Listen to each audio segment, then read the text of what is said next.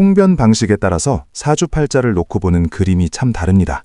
본 통변은 인간 농사법의 방식으로 진행해 보겠습니다. 사주에도 내가 태어나서 해야 할 일과 목적이 있는데 그 목적을 잘 알아야 사주의 흐름이 보입니다. 우주의 목적은 사람 농사를 짓는 것이고 그 기운의 목적을 사주에서는 의문론이라고 하지요. 이 사주를 보면 갑을은 크는 나무여, 무기 임계는 키우는 일간이며 정경신은 다 자란 나무를 제목으로 쓰기 위한 도구라 할 수 있습니다. 이 사주 원국 8글자를 먼저 살펴보면 박근혜님은 추운 겨울인 추월에 태어난 경금, 즉 거대한 바위의 기운을 타고났습니다.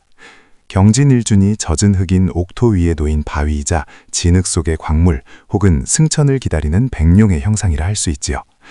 그런데 겨울의 바위는 너무 차갑고 단단하게 얼어있어 불로 녹여주거나 따뜻하게 해주는 것이 무엇보다 시급합니다. 사주 전체를 보면 거대한 바위가 진토에 앉아있고 옆에는 호랑이가 사는 높은 산인 무토가 솟아있으며 주변에는 보석 같은 신금들이 얼어붙은 땅과 풀밭 위에 흩어져 있는 모습입니다. 설산 속에서 바위와 숲이 추위에 떨며 봄날의 태양을 기다리는 형국이라 할 수 있지요. 오행의 분포를 보면 토가 3개, 금이 3개로 그 세력이 매우 강한 신강사주입니다. 반면 드러난 화와 수가 없어 오행의 불균형이 보이고 겨울철 추위를 해결할 화기운이 천간과 지지에 뚜렷하지 않은 점이 아쉽습니다. 하지만 지장간에는 그 기운이 숨어 있지요.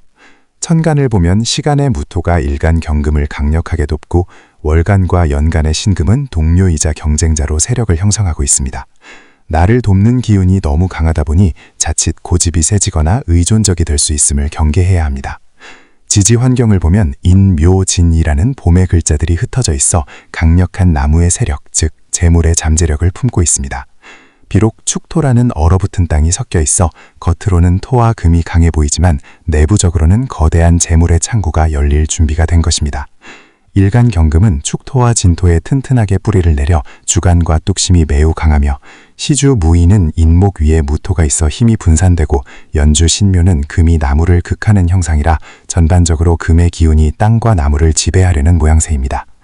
경금의 목적은 본래 나무를 다듬어 수확하거나 불로 재련되는 것인데 이 사주는 수확할 나무는 많으나 도끼가 너무 차가워 날이 서지 않았습니다. 그래서 병화로 비추거나 정화로 녹여야 숲을 개척하고 큰 부를 이룰 수 있습니다. 기본 생존은 튼튼한 뿌리 덕분에 안정적이나 불이 부족해 성장과 결실을 보기에는 환경이 다소 척박합니다.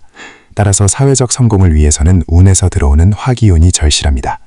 주변에 돕는 손길과 경쟁전은 많지만 정작 내가 빛날 무대와 표현력이 부족해 답답함을 느낄 수 있는데 이럴 때 지지의 인묘진 목국이 완성되면 인성인 토가 무너지면서 목극토, 큰 변화를 통해 재물을 얻는 흐름이 생기기도 합니다. 이 사주에서 가장 소중한 용신은 시지 인목 속에 숨어있는 병화입니다. 이 호랑이가 바로 얼어붙은 땅을 녹이고 흙을 파헤쳐줄 핵심 전술이지요. 호랑이의 추진력과 기획력을 써야 사주의 숨통이 트입니다. 반면 흉신은 지나치게 많은 흙, 토, 과 재물을 탐하는 비겁, 금입니다.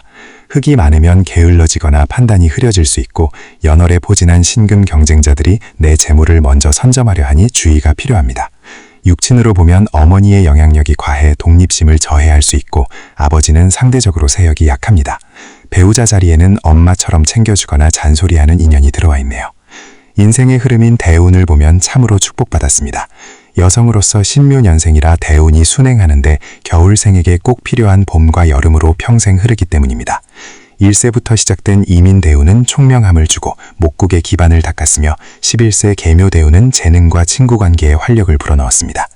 21세 갑진대운에 이르러 큰 나무인 갑목이 들어와 답답한 흙을 뚫어주니 사회적 목표가 뚜렷해졌고 31세 을사대운부터는 사화가 들어와 차가운 바위를 녹이며 명예운이 크게 상승했습니다.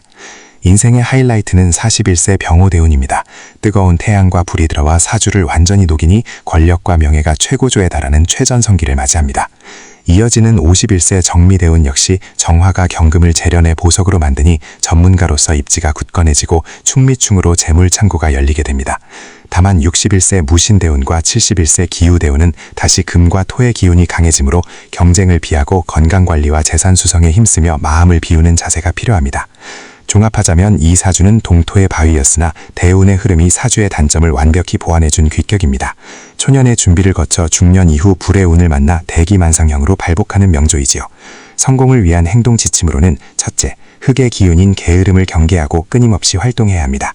둘째, 호랑이의 기운을 쓰는 전문 자격이나 기술을 갖추어야 합니다. 셋째, 붉은색이나 햇볕 같은 화기운을 가까이 하고, 넷째, 현금보다는 부동산이나 문서 형태의 자산을 관리하는 것이 유리합니다. 마지막으로 윗사람의 간섭에서 벗어나 정신적 독립을 빨리 이룰 때 비로소 자신의 큰 그릇을 온전히 채울 수 있을 것입니다.